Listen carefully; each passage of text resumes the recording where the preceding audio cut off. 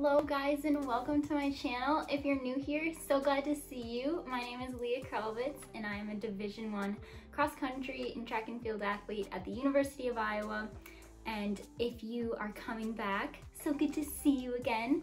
Make sure everyone like and subscribe so you can follow me more and follow my Instagram, Life Through Leah's Lens.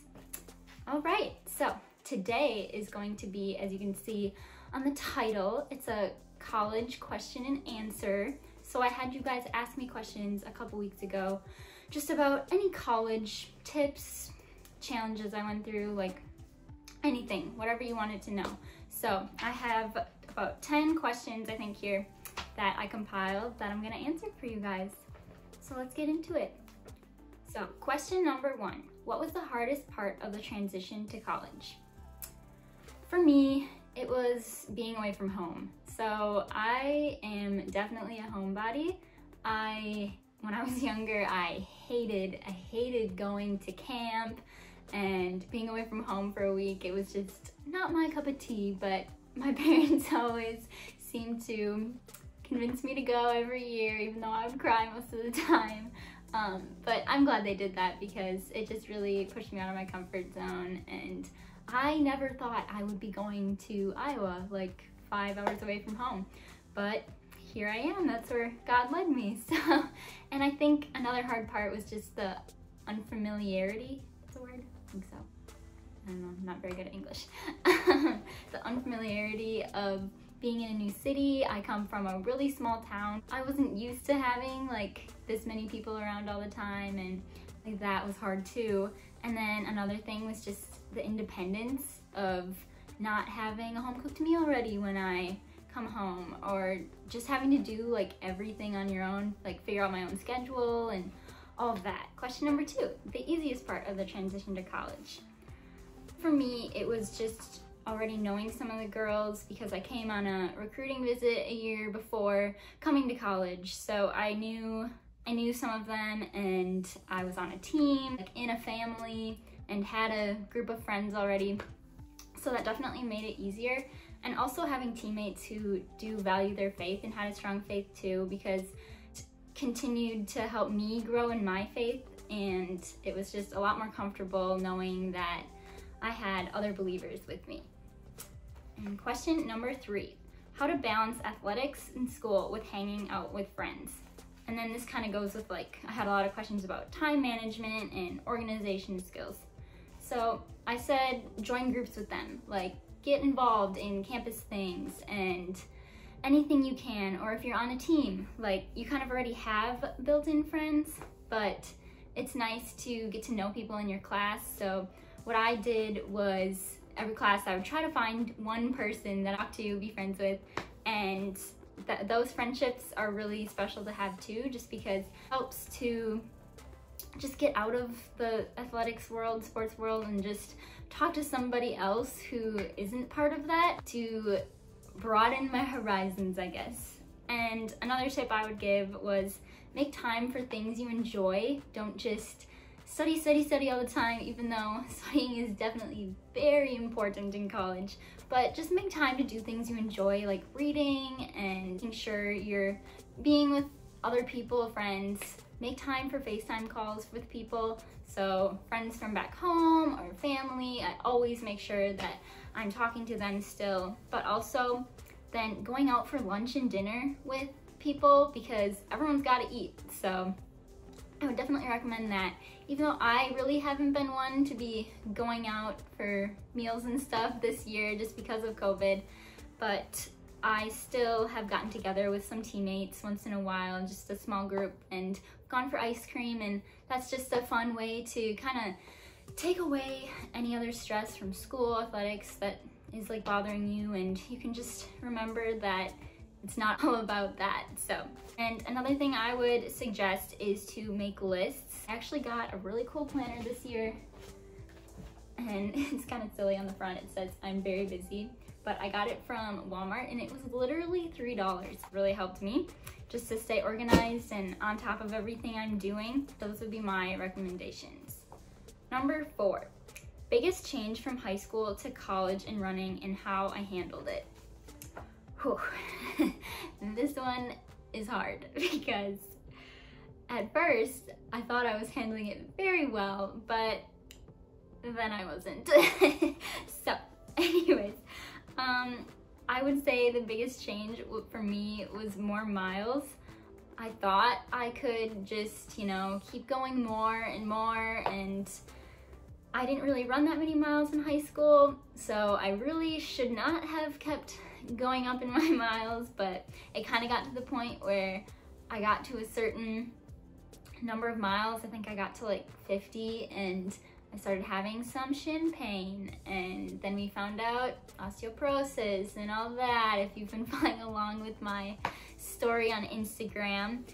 So that definitely was a big change for me, and to avoid that, I would definitely recommend not getting ahead of yourself or not feeling pressured that you have to run more, because you don't. And that was my issue. Thought I needed to match all of my teammates who definitely have been more experienced than I have, and I just wanted to get out there, and I was letting my ego get the best of me, but we got to a point where I did cut back on my miles, which helped.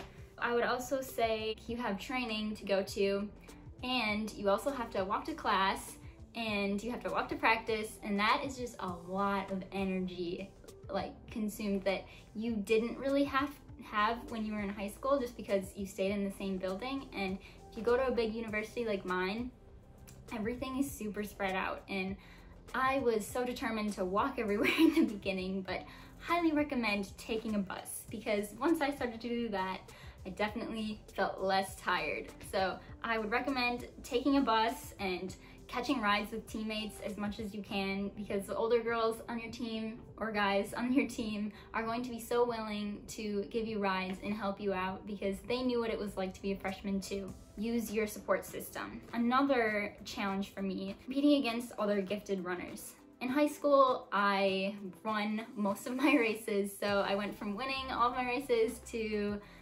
not winning all of my races, and that was kind of a big shock for me, just because I knew I was coming into it, but then when you actually go and race, it just feels so different. So that was a challenge, but it also was like a good challenge. Question number 5, something I didn't expect.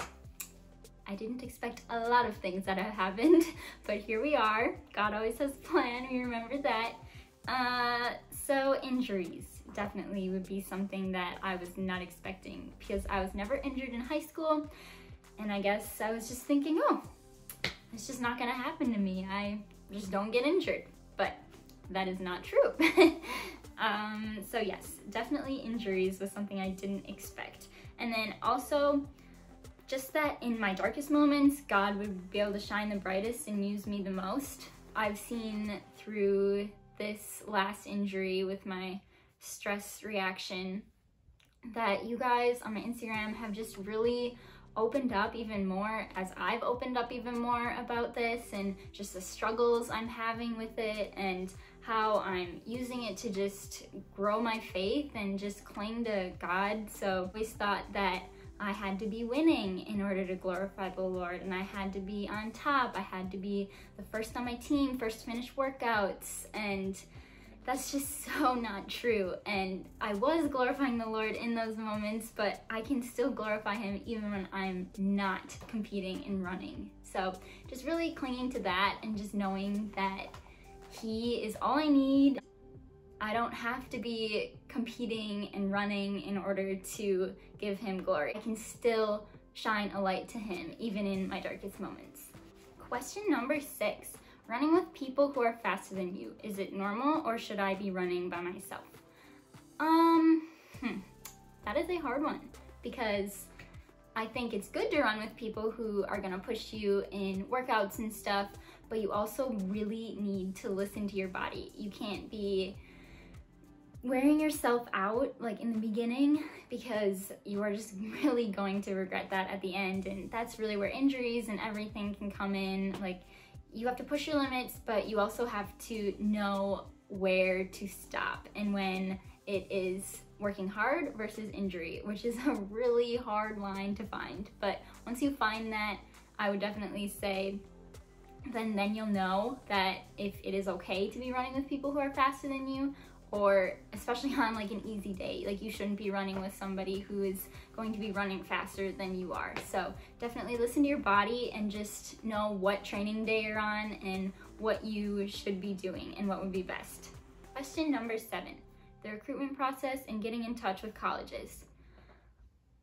Honestly, I was very clueless with this point when I was in high school. I wasn't really even thinking about running in college. I was gonna maybe play soccer, but I still really didn't know much. So I really didn't look at the teams that were recruiting me, and I focused on the comfort level I was with other athletes when I would go on official visits. And coaches really reached out to me just because I didn't understand it and I didn't really know how it worked. So I just kind of went based off of that. But my roommate gave me a tip to share with you guys, and she said to email them if they don't come to you. So if you really, really want to go to Iowa, you can look up on their website and find the coach and email him, and you can take a visit here. And yeah, that's what my roommate would recommend. Question number 8, how to make new friends in college. And you need to initiate those conversations, even if it might seem awkward or hard. So, you know, you're sitting in class and it's the first day and you know nobody in your class. Like, turn to your right or to your left. Oh, I did that right. Usually I don't know my rights and lefts. Just introduce yourself. Say, hey, where are you from? And ask for their Snapchat or their number so you can hook up with them, and not like a dating way, well, unless you want to, but you can hook up with them and just get homework help and make sure you have all your deadlines right. And yeah, it definitely helps to be able to communicate with another classmate, because the professors have so many students and usually they will answer you. Sometimes it might take a few days, I realize, or they won't answer at all.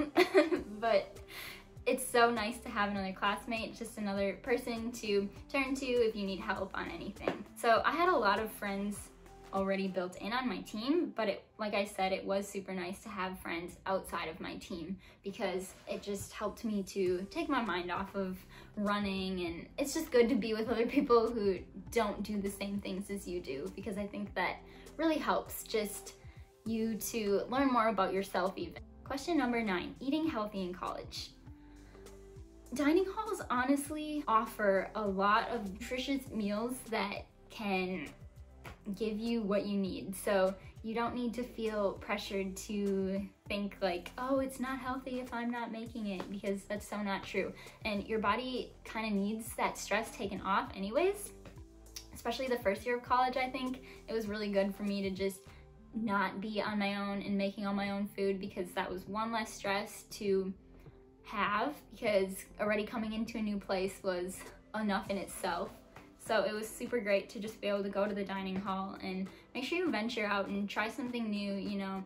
I mean, maybe start with a smaller portion if you're not sure you're gonna like it, but usually most dining halls you can go back for more. So I would recommend that, and don't go overboard with like health, like I was kind of saying.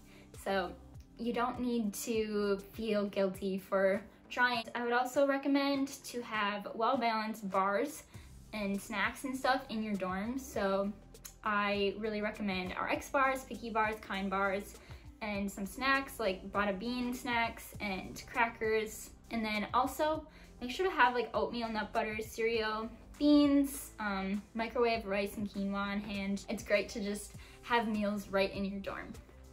And finally, the last question, number 10, a college list. Whew, this is exciting because I just really enjoyed making my list to go to college, and it's just kind of bringing me back. So I would recommend a Ninja blender, especially if you have like a freezer, and then you can have protein powders and just throw everything in there. I probably woke up my dorm a lot when I used it because I'd like to use it in the morning, which was not the greatest. A 3-tier metal shelf. I have it in my bathroom, but I can link one down below in the comments so then you guys can see it, because I think it is so nice and I still use it now that I'm at an apartment. I recommend a shower caddy, like a little thing you can carry all your soaps in instead of trying to carry them all in your hands. A diffuser, I have one in my apartment room here in college too, and I really just helps to get some freshness in the air and make it smell good, just because it can get kind of, what's the word, stuffy. And finally, a bedside fan. This was definitely a lifesaver for me because I'm such a light sleeper, so it was so nice. And I was also very hot whenever I would go to bed, so it was so nice to have a little fan blowing on me because it made the noise and it kept me cool. And I also, last thing, recommend earplugs, because if you haven't tried them yet, they really do work. And I was pretty skeptical of them, but then my boyfriend was like, here, try them. And I put them in, and at first they were so uncomfortable and I never thought I'd be able to use them, but now I literally cannot sleep without them. Being in the dorms can get really noisy, especially if you're by people who like to stay up late, and you can't always get the RAs to quiet them down, so it's definitely a good idea to have some earplugs and some noise in the background. Those were all the questions I had, so please let me know in the comments what you guys thought. Like, subscribe, and follow my Instagram, Life Through Leah's Lens. Follow along on my faith, running, and food journey to find some good recipes. And thank you guys so much for coming. I love you all, and I'll see you next time.